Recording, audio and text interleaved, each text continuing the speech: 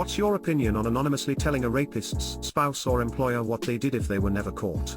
You need to be prepared to be labeled a crazy stalker who's making up lies and telling unfounded stories. Talk to professionals. Not Reddit. If there is clear-cut evidence as you claimed in your other thread, the victims need to come forward with this, not you. The victims need to go to the police and present their evidence and go through the legal procedures.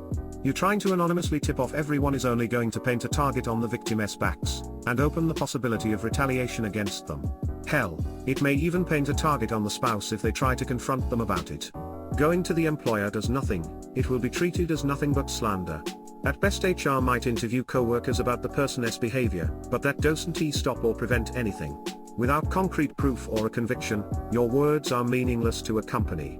I could call up your employer right now and make that claim about you, but because I am anonymous without concrete proof or a case it does nothing. While I can empathize with your feelings of guilt and anger and wanting to prevent something from happening again, there is a process that needs to be taken. And it should not be taken by you. It should be taken by the victims. Trying to find vindication for yourself only cheapens the words of the real victims and takes away their autonomy of the situation. Edit, a lot of the advice here is being given with the assumption that you are the victim.